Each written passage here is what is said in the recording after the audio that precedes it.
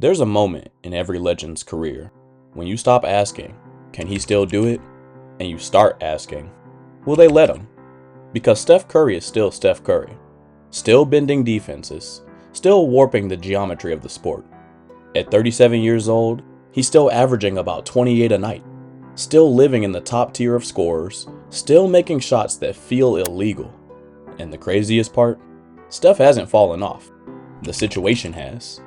Golden State is floating in that dangerous middle, good enough to tease you, but not good enough to scare anybody.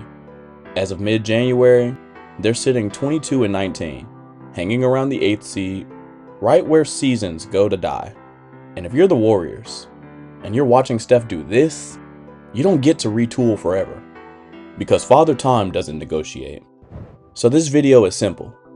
This isn't Steph is washed. This isn't the dynasty is over. This is a warning. This might be Steph's last real chance at another ring, and the Warriors are still acting like they have time.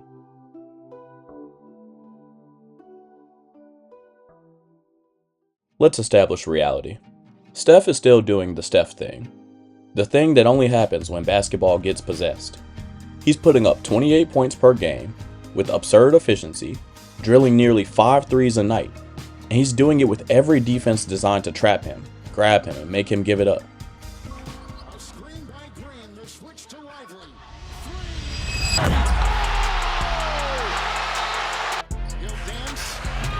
He'll throw up a shot. Oh, are you kidding me? Geometrically, that should not have happened.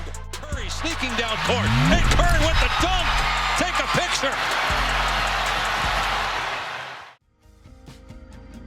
It's not nostalgia Steph. It's not legacy tour Steph. It's still championship level Steph. He's worked so hard over the years. You look at pictures of him from his first few years in the league, and he doesn't even look like the same guy. He's just built up his body, but also worked on his skill throughout. Those years where he's learning how to play through fatigue, not just about getting stronger and building more endurance, but maintaining and improving a skill level throughout with people draped all over him. Pretty incredible. And that's why this hurts. Because there's something especially cruel about watching a legend stay great, while the organization around him keeps asking for patience. Patience is what you ask for when you're 24, not when your superstar is 37. For years now, Golden State has been living in the same illusion. If we just tweak the edges, we can get back. And sure, there was one real swing. The Warriors did go get Jimmy Butler, a real star move that signaled they still believe.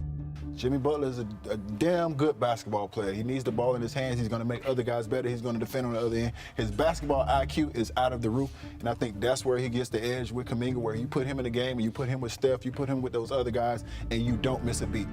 But besides that, it's been a steady diet of fringe changes, role players, rotation math, internal development. And the internal development would be fine if Steph's timeline wasn't on fire. Because the middle is where you waste greatness. The middle is where you convince yourself you're one move away, but never make the move. And now, the franchise is staring at the biggest proof of that problem, Jonathan Kuminga. If you're rolling with the 3-point revolution, hit like and subscribe, because we don't do hot takes, we do the stories behind the shots. And comment this: do the Warriors owe Steph one last all-in run? Yes or no?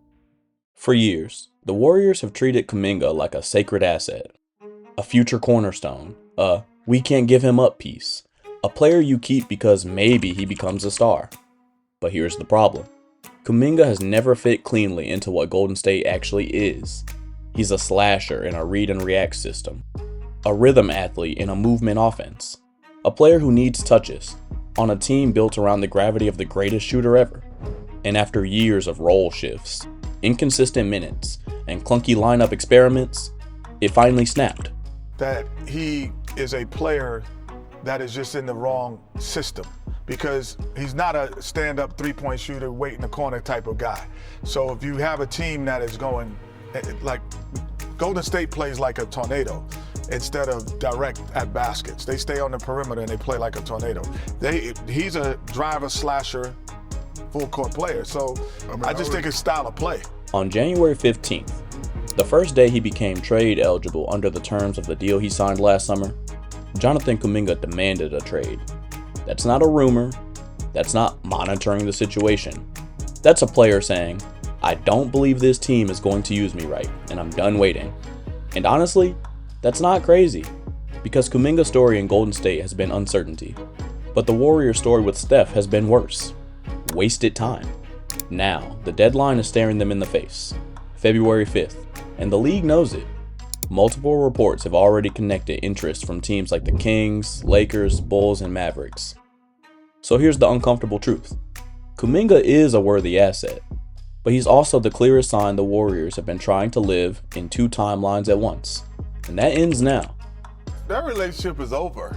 I mean, listen, number one, it's really unfortunate that Jimmy Butler got hurt because he's a terrific guy and a terrific player. The Kuminga thing is over. He's gonna be playing out, Chuck. He might be happy now. It don't even matter. That relationship is over. He's only playing because Jimmy got hurt, but the relationship is over. This is where the Warriors have to choose. Not in theory, not in the summer, not after we see what happens. Now. Because if Steph is giving you 28 a night at 37, then you don't get to protect potential more than you protect reality. And the reality is simple. Steph's window is still open, but it's not open forever.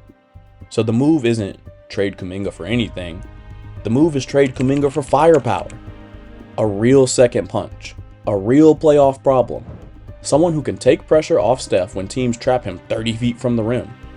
Because if the Warriors don't do it, then we're going to look up in April and Steph will have another historic season. And another early exit. And we'll pretend it was inevitable. It's not inevitable. It's a choice. The biggest loser in the whole thing is Steph, because they were not contenders. Now Steph is going to finish the last part of his career on a mediocre team, and that's the thing that's disheartening about it. Because, like I say, they were not contenders, but they were a solid team. The scary part isn't that Steph is aging.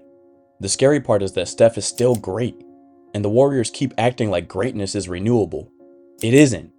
You don't get infinite years with a player like this. You get a handful, and if you're lucky, you maximize them. So, here's the moment. Kuminga demanded the trade the first day he could. The deadline is coming. Steph is still Steph.